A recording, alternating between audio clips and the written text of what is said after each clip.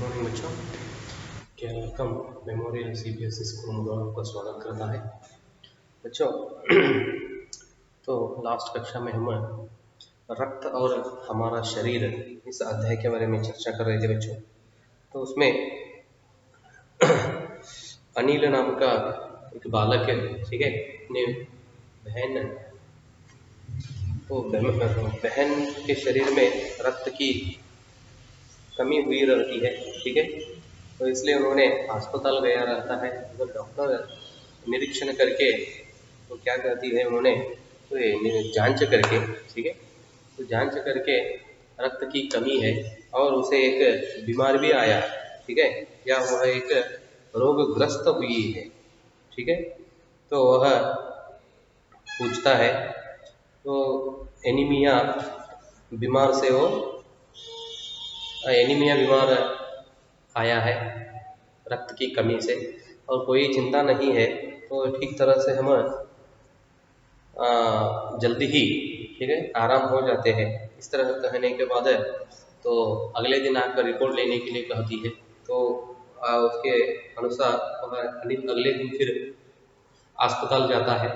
तो उस समय डॉक्टर दीदी के साथ बैठकर उन्होंने क्या करता है, अनेक विषय के बारे में चर्चा करता है।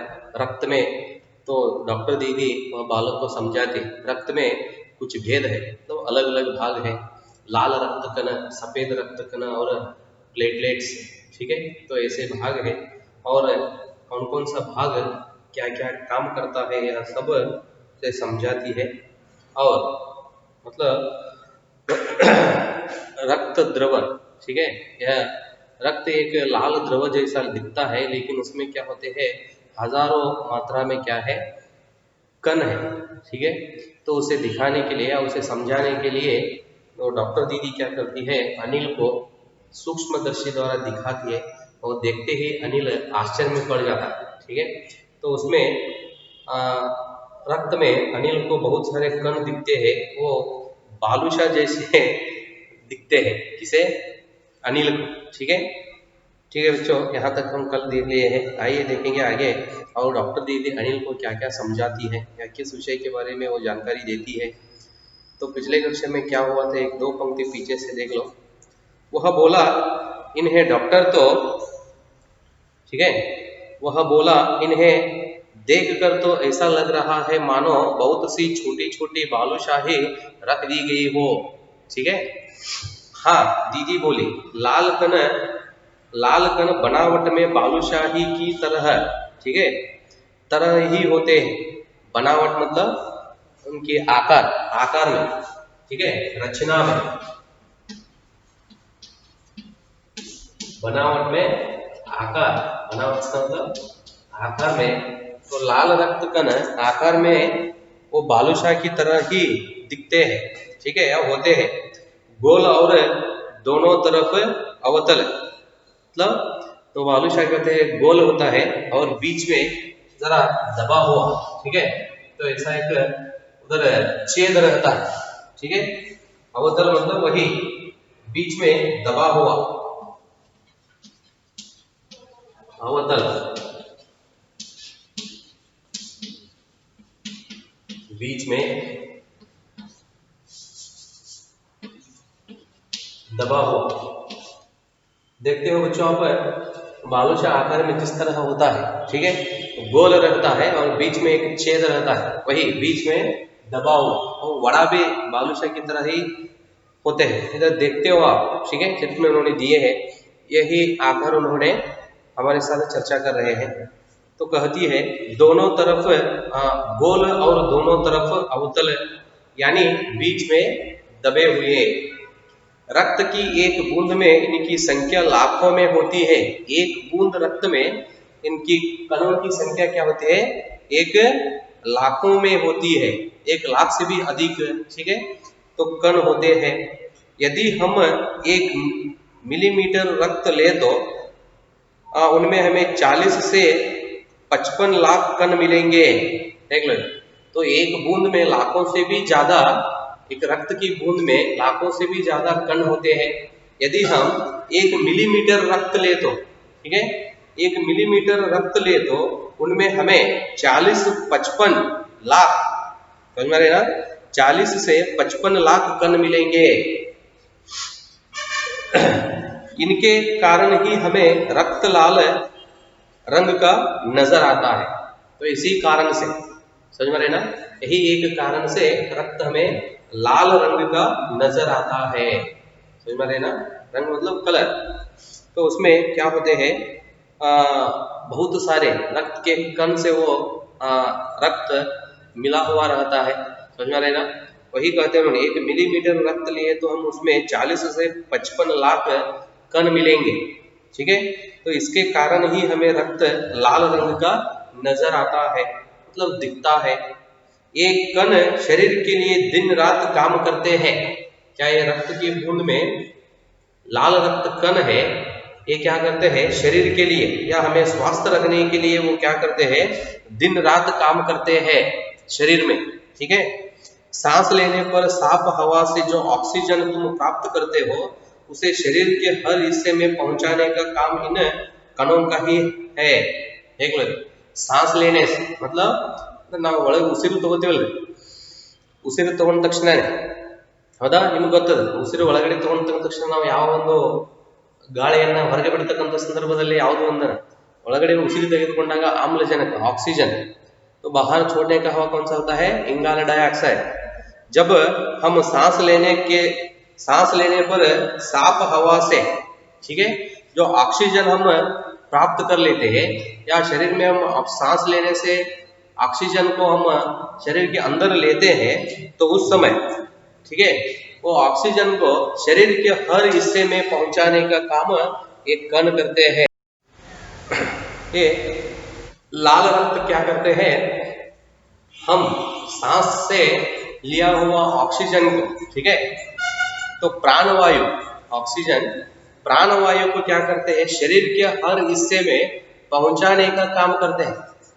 हिस्सा मतलब भाग, ಅಂದ್ರೆ ಏನು ಹೇಳ್ತಾರೆ ಅವರು, ಈ ಕೆಂಪು ರಕ್ತ ಕಣಗಳು ನಾವು ಉಸಿರಿನ ಮೂಲಕ ತೆಗೆದುಕೊಂಡಿರ್ತಕ್ಕಂಥ ಆಕ್ಸಿಜನ್ ಆಮ್ಲಜನಕವನ್ನ ಶರೀರದ ಪ್ರತಿಯೊಂದು ಭಾಗಗಳಿಗೂ ತಲುಪಿಸುವಂತಹ ಕೆಲಸವನ್ನು ಮಾಡುತ್ತವೆ ಅಂತ ಹೇಳ್ತಾರೆ। देखो इधर, सांस लेने पर साफ हवा से जो ऑक्सीजन तुम प्राप्त करते हो उसे शरीर के हर हिस्से में पहुंचाने का काम इन कणों का ही है।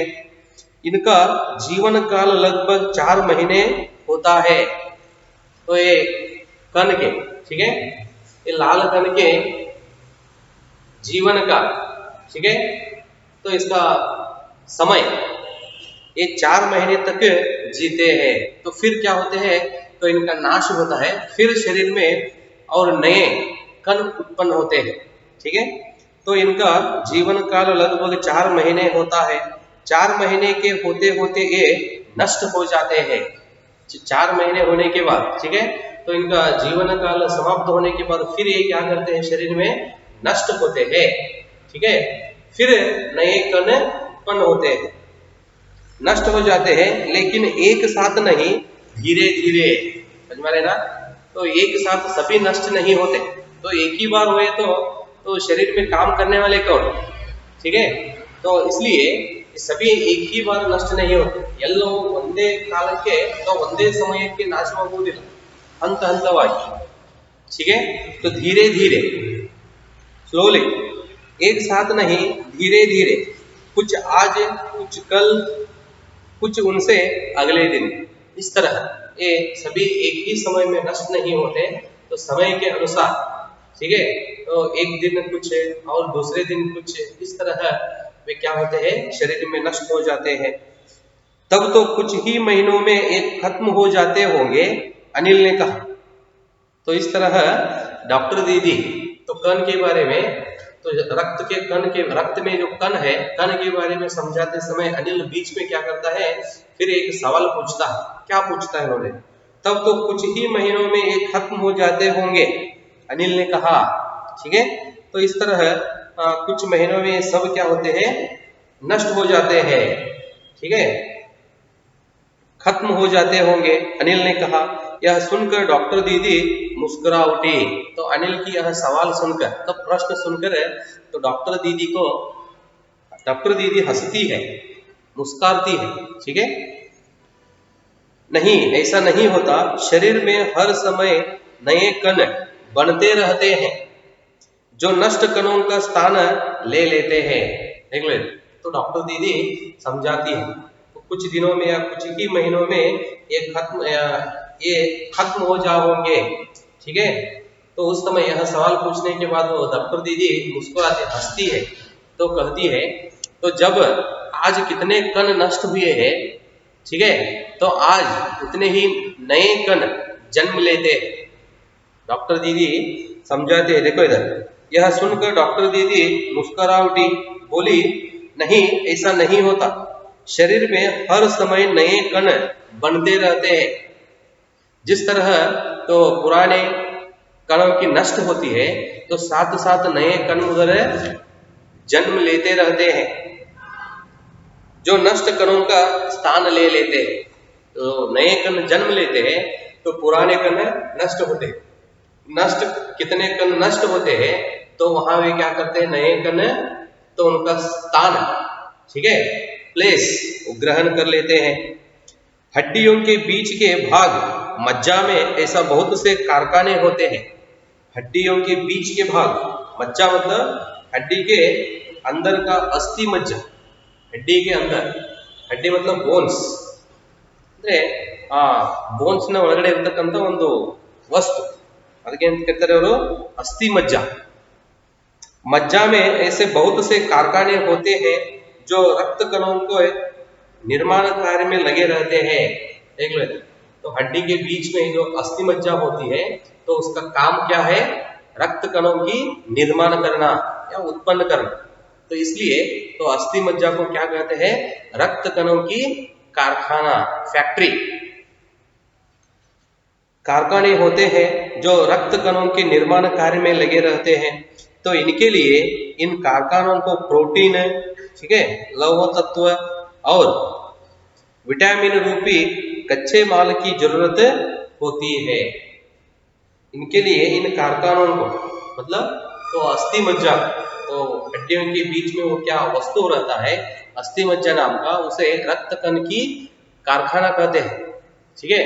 तो वे कारखाने को, समझ में रहे ना, तो रक्त कण की निर्माण करने के लिए उसे भी कुछ वस्तुएं चाहिए ना, ठीक है, फैक्ट्री को, तो उसके लिए क्या चाहिए, इनके लिए इन कारखानों को, मतलब रक्त कण की उत्पन्न करने के लिए, ठीक है, रक्त कणों को उत्पन्न करने के लिए इन कारखानों को, मतलब अस्थि मज्जा को प्रोटीन, लौह तत्व, मतलब लोहा बोलते हैं ना, वही प्रोटीन, लौह तत्व और विटामिन रूपी कच्चे माल की जरूरत होती है। तो ऐसे वस्तुओं का जरूरत उसे होता है, इसे अस्थि मज्जा। यह पौष्टिक आहार लेते हो, हरी सब्जी, फल, सब्जी मतलब वेजिटेबल, हरी सब्जी, हसिरु तरकारी, फल, दूध, अंडा और गोश्त में ये तत्व उपयुक्त मात्रा में होते हैं। तो फैक्ट्री के लिए क्या वस्तु चाहिए, ठीक है, रक्त कण उत्पन्न करने के लिए क्या चाहिए, वह सब ऐसे व्यंजन से मिलते हैं। व्यंजन मतलब खाना, तो इस तरह खाना खाने से क्या होते हैं, वो सब प्रोटीन वो अस्थि मज्जा को या फैक्ट्री को मिलते हैं। समझ में आ रहे ना, देख लो दिए उन्होंने, जिस तरह खाना हम खाना चाहिए रक्त कण उत्पन्न होने के लिए, मतलब अस्थि मज्जा रक्त कण को निर्माण करता है, तो उसलिए उसे क्या कहते हैं, रक्त कण की फैक्ट्री कहते हैं, अस्थि मज्जा। वो फैक्ट्री को रक्त कण उत्पन्न करने के लिए कौन कौन से चीज चाहिए, समझ में आ रहे ना, कहते हैं उन्होंने इन कारखानों को प्रोटीन, ठीक है, लौह तत्व और विटामिन रूपी कच्चे माल की जरूरत होती है। तो विटामिन शरीर को चाहिए, ठीक है, तो इसलिए क्या करना है, तो देखो इधर हम क्या करना है, यह पौष्टिक आहार लेते हो, तो कौन कौन से आहार लेना है, हरी सब्जी, फल, दूध, अंडा और गोश्त, गोश्त मतलब नॉनवेज, समझ में आ रहे ना, मांस, गोश्त में ये तत्व उपयुक्त मात्रा में होते हैं। मतलब विटामिन है ये सब दिए है ना उधर चित्र, सब्जी है, ठीक है, और अंडे है, दूध, फल, ठीक है, और नॉनवेज, ये सब इस तरह आहार, ठीक है, या व्यंजन या भोजन हम लेने से क्या होते हैं, शरीर को जो उपयुक्त विटामिन है ये सब मिलते हैं। यदि कोई व्यक्ति उचित आहार ग्रहण नहीं करता तो इन कारखानों को आवश्यकता अनुसार कच्चा माल नहीं मिल पाता। देख लो, यदि कोई व्यक्ति तो रोज, ठीक है, उचित आहार मतलब उपयुक्त आहार उन्होंने सेवन या ग्रहण नहीं करता तो उस समय क्या होता है, कारखानों को आवश्यकता अनुसार कच्चा माल नहीं मिल पाता। समझ में रहे ना? तो रोज जिंदगी में, समझ में रहे ना, शरीर को जो उपयुक्त या उचित आहार चाहिए, खाना चाहिए, वह खाना नहीं खाए, ठीक है, सेवन या ग्रहण नहीं किया तो उधर क्या होता है, तो फैक्ट्री को, कारखानों को आवश्यकता अनुसार, ठीक है, तो कच्चा माल नहीं मिल पाता। तो रक्त कण उत्पन्न करने के लिए उन फैक्ट्री को मतलब अस्थि मज्जा को नहीं होता। समझ में रहे ना?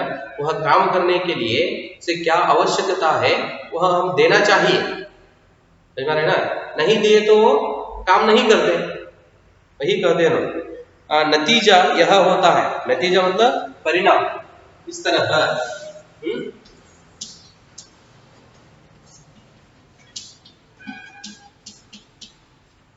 तो फैक्ट्री मतलब कारखानों को क्या चाहिए, ठीक है, तो आवश्यक भोजन हम ग्रहण या सेवन नहीं किए तो उसका परिणाम, नतीजा क्या होता है? नतीजा यह होता है कि रक्त कण बन नहीं पाते। तो फैक्ट्री को क्या चाहिए वो हम नहीं दिए तो उनका काम वो रुक देता है, काम नहीं चलता। तो उस समय क्या होता है, रक्त कण, ठीक है, उत्पन्न नहीं होते, रक्त में इनकी कमी हो जाती है। लाल कणों की इसी कमी को एनीमिया कहते हैं। समझ में रहे ना? एनीमिया का अर्थ, जब हम उचित आहार, उपयुक्त आहार या विटामिन आहार हम नहीं खाए तो, ठीक है, अस्थि मज्जा मतलब क्या, रक्त कण उत्पन्न करने की वो कारखाने है, फैक्ट्री है, ठीक है, तो उसे उपयुक्त आहार या उचित आहार हम सेवन नहीं किए तो वे अपना काम बंद करते हैं, काम नहीं करते हैं। तो उस समय क्या होता है, शरीर में रक्त कण की कमी होती है, रक्त में इनकी कमी हो जाती है। लाल कणों की इसी कमी को, रक्त में लाल कणों की कमी को ही हम क्या कहते हैं, एनीमिया कहते हैं। रक्तದಲ್ಲಿ ರೆಡ್ ಸೆಲ್ಸ್, ಬ್ಲಡ್ में ರಕ್ತದಲ್ಲಿ ಕೆಂಪು ರಕ್ತ ಕಣದ ಕಡಿಮೆಯಾಗುವುದನ್ನೇ ಏನು ಹೇಳ್ತೀವಿ, एनीमिया। तो आप ये याद रखना चाहिए, एनीमिया किसे कहते हैं। समझ में रहे ना? क्या होता है, रक्त में लाल कणों की इसी कमी को या रक्त में लाल कणों की कमी को ही हम क्या कहते हैं, एनीमिया कहते हैं। तो क्या संतुलित आहार लेने मात्रा से हम एनीमिया से बच सकते हैं? देखो, अनिल ने सवाल किया, फिर यह सब जानने के बाद, यह सब समझ लेने के बाद अनिल फिर क्या करता है, तो डॉक्टर दीदी से फिर प्रश्न पूछता है। सवाल क्या प्रश्न पूछता है, तो क्या संतुलन आहार लेने मात्रा से हम एनीमिया से बच सकते हैं? तो इस तरह हम संतुलन मतलब बैलेंस, समझ में रहे ना? तो क्या हम रोज तो इस तरह बैलेंस किया हुआ आहार मतलब विटामिन युक्त आहार लेने से या सेवन करने से हम एनीमिया से बचे रह सकते हैं? समझ में रहे ना? अनिल ने सवाल किया, दीदी बोली हाँ यह कहना काफी है, ठीक है। तो इस तरह डॉक्टर दीदी क्या करती है, तो रक्त में या शरीर में रक्त में लाल कण उत्पन्न के लिए, ठीक है, तो इसकी मात्रा में हम बदलाव देखने के लिए, शरीर में रक्त की उत्पन्न के लिए हो, ठीक है, या रक्त में लाल कण ज्यादा शरीर में उत्पन्न होने के लिए जिस तरह का आहार हम सेवन करना है, ठीक है, और हड्डियों के बीच में तो मज्जा रहता है। अस्थि मज्जा का काम क्या है और एनीमिया किसे कहते हैं, यह सब विषय हम आज देख लिए बच्चों। ठीक है, तो ऐसे अनेक विषय। और अभी डॉक्टर दीदी क्या करते हैं, अनिल को समझाती है। तो आगे किस विषय के बारे में अनिल को डॉक्टर दीदी समझाती है, यह सब आगे का विषय हम अगले कक्षा में देखेंगे बच्चों। धन्यवाद।